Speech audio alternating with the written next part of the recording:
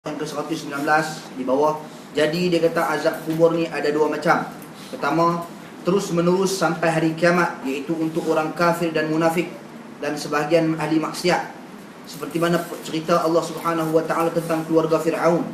An-naru yu'raduna 'alayha ghuduwan wa 'ishiyya wa yawma taqumu as-sa'atu adkhilu ala fir'auna ashaddal 'adab. Kepada mereka ditampakkan neraka dan pada pagi dan petang, dan pada hari terjadinya kiamat dikatakan kepada malaikat, masukkanlah Firaun dan kaumnya ke dalam azab yang sangat keras. Maksudnya di alam barzakh, alam kubur. Dia berkata alam kubur lagu mana Firaun mati tenggelam. Ini di antara hujah-hujah akal orang-orang yang menafikan wujudan azab kubur. Dia kata tenggelam di lautan, ikan jerung 500 ekor makan orang sikit. Azab kubur apa masa?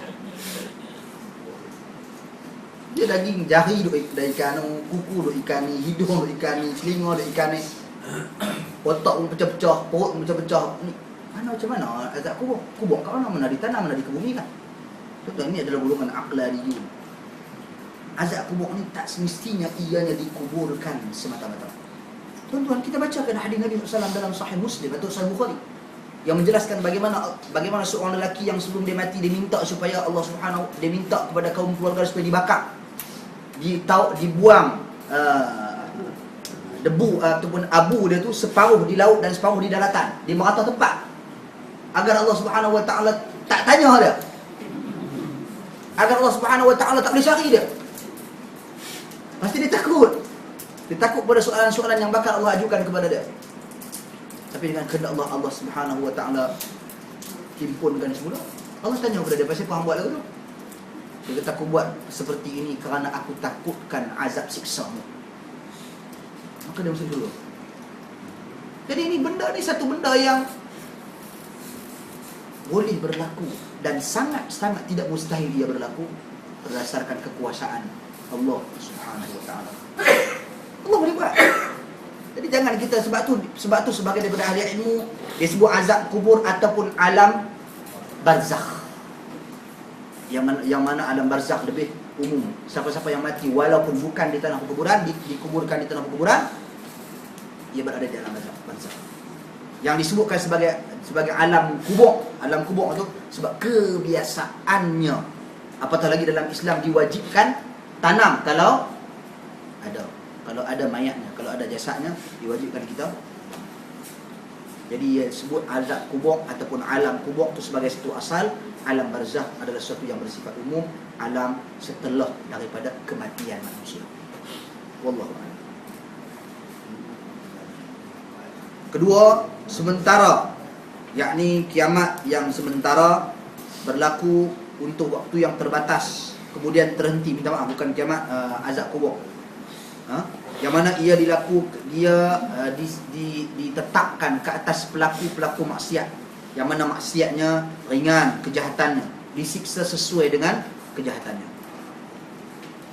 Jadi di sini ada dua azab kubur, ada dua jenis, satu terus menerus, satu lagi sementara.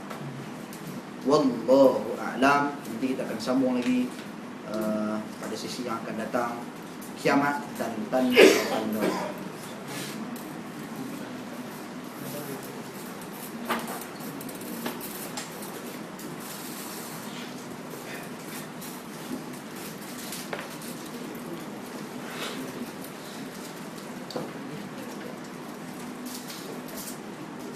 Mana kita?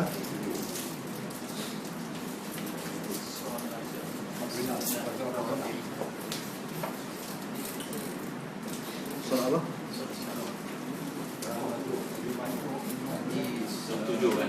Hadis 57. Hadis 57. Hadis Aisyah. Okey. Bismillah. Tuan-tuan dan puan sekalian, pada sesi yang lalu kita membahaskan Umdatul Ahkam hadis yang ke-56. An Abdullah bin Abbas radhiyallahu anhuma qala a'tama an-nabiy sallallahu alaihi wasallam bil isya fa kharaja an-nabiy sallallahu alaihi wasallam wa ra'suhu yaqturu ma'an yaqulu laula an ashqa ala ummati aw ala an-nas la amartum bis salati hadhihi as-sa'ah. Abdullah bin Abbas radhiyallahu anhu bersabda, Nabi pernah menundakan pelaksanaan salat Isya yakni Nabi melewatkan pelaksanaan solat Isya. Nabi lantas keluarkan kepalanya, menitiskan air seraya berkata, wa ra'su yaqturul ma.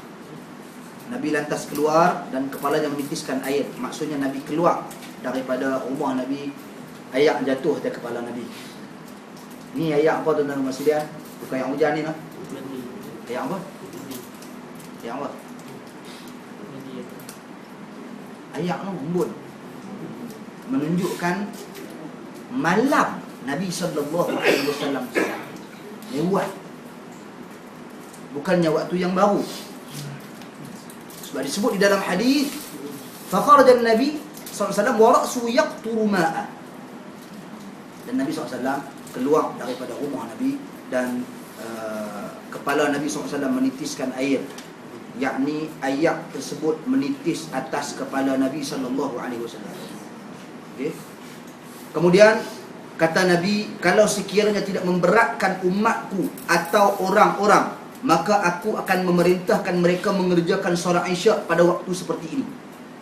Kalau sekiranya tak berat, umatku nescaya akan memerintahkan mereka seperti solat pada waktu seperti ini. Waktu apa? Lewat malam. Lewat malam. Sebab tu tuan-tuan dan sekalian merupakan satu sunnah. Sunnah baginda sallallahu alaihi wasallam melaksanakan salat Isya lewat malam. Tapi kita lihat kepada keadaan masyarakat kita lah. Sekiranya ada hari-hari yang kita ada kelas pengajian ilmu, maka tidak menjadi masalah untuk kita lewatkan salat Isya. Untuk kita lewatkan salat Isya. Sebab tu bila kadang-kadang kita mengajar di masjid, terlebih masa sikit, angkat tangan belakang ustaz. Ni mayang ustaz. Kami ni orang tua-tua ni payah lah tak pergi batik semayang nak pergi. Batik semayang, ustaz habis mengajar, pergi ambil semayang.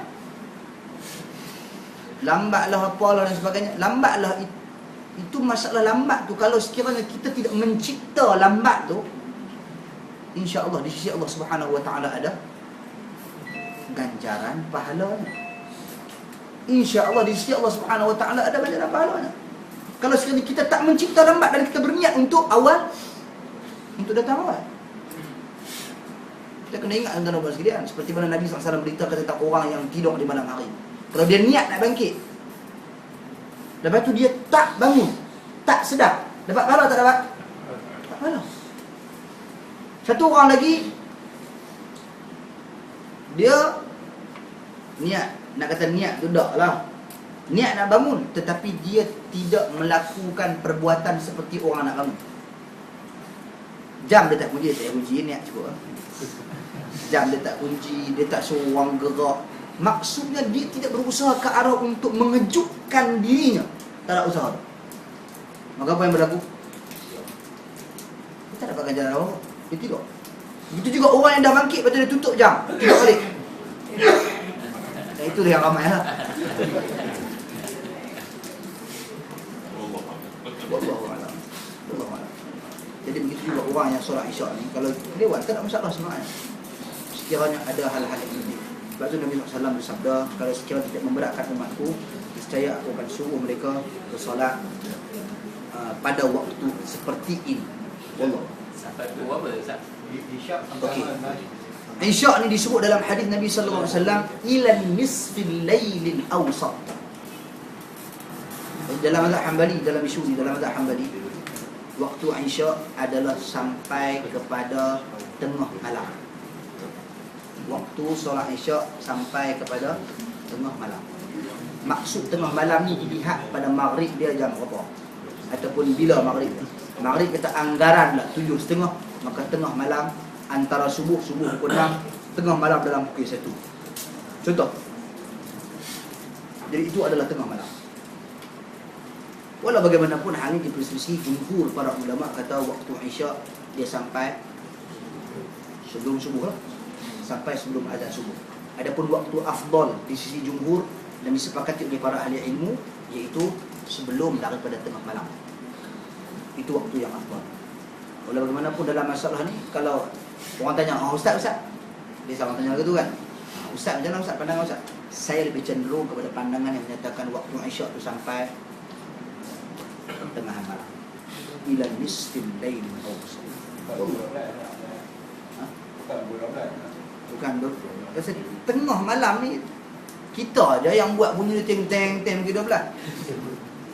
Tengah malam ni merujuk pada tengah tu tengah antara subuh dan maghrib. Tengah. Jadi kalau kita kiraan dengan menggunakan jam pada hari ni, tengok bahawa anggaran saja, bukan yang kata tepat dan sebagainya. Wallahu a'lam. Seterusnya, an Aisyah radhiyallahu anha anna Nabi sallallahu alaihi wasallam qala idza uqimatis salatu wa hadara al-'isha'u fabda'u bil 'isha' fabda'u bil 'asha' bil 'asha' bukan Aisyah, silap baca. Wa hadara al-'asha' fabda'u bil 'asha'. Maksudnya Aisyah radhiyallahu anha bersabda dari Nabi SAW, beliau bersabda, jika solat hampir ditegakkan sedangkan makan malam sudah dihidangkan, maka makan malam dulu. Ini satu kelebihan kan? Bagi orang yang kaki makan. Maksudnya di sini, pasal apa dia boleh kata solat tu solat Isyak? Dia tak suruh mesti solat Isyak. Sebab maksud Asyak tu adalah makan malam. Asyak adalah makan malam. Dan menjadi satu kebiasaan Arab makan malam lepas Isyak. Tak kira pergi tengok. Nak cari dia makan malam, makan balun nasi mandi lepas maghrib, jarang sangat-sangat kita tengok. Kecuali sangat sedikit daripada mereka. Kebiasaan dia nak balun kenduri kahwin tak makan dia apa? No, ke-12 tu. Kita pergi kenduri kahwin ni apa ingat syok lah, pergi kenduri kahwin. Duduk situ tunggu. Tunggu sat lagi main teh, sat lagi main biskut, sat lagi main, tak main lagi. Makan ke berapa orang ni? Ke-12 tu. Ke-12 tu baru tok nasi. Kita nak makan masa tu pun eloklah depa hidang sikit pun. Tapi depa bagi banyak jugalah. Kita nak bagi kebiasaan budaya mereka bila sebut Asyak ni makan selepas waktu Isyak. Sebab tu solat yang ditertikan di sini adalah solat Isyak. Wallahu a'lam. Kemudian lagi hadis yang ke-58 daripada Muslim, an Aisyah radhiyallahu anha qalat sami'tu Rasulullah sallallahu alaihi wasallam yaqul la salata bi hadrati ta'amin wala wa huwa yudafi'u al-akhbathan. Kata Aisyah menuturkan bahawa dirinya mendengar Nabi SAW bersabda, tidaklah sah salat ketika makanan sudah dihidangkan dan salat dengan menahan kencing dan berak. Tuan-tuan dan puan sekalian, sekarang ni hadis yang di atas dan juga hadis yang di bawah ada persamaan dan di sana ada sedikit pertembungan. Hadis di atas menunjukkan anjuran. Idza uqimatis shalah wa hadara al-'asha fabda'u bil 'asha. Bila jika salat hampir ditegakkan dan makan malam dah sampai, maka mulakanlah dengan makan malam dulu. Jumhur, daripada saya cakap yang jumhur ahli ilmu. Jumhur para ulama, yang sebilangan besar pada para ulama menyatakan hadis ini, perintah dalam hadis ini sebenarnya bukan menunjukkan perintah wajib dahulukan makan. Perintah dalam hadis ini menunjukkan sunat dan lebih baik dahulukan makan. Berdalilkan hadis yang lain yang kita baca di awal bab, iaitu ayyul a'mali afdal ya Rasulullah, apakah amalan yang paling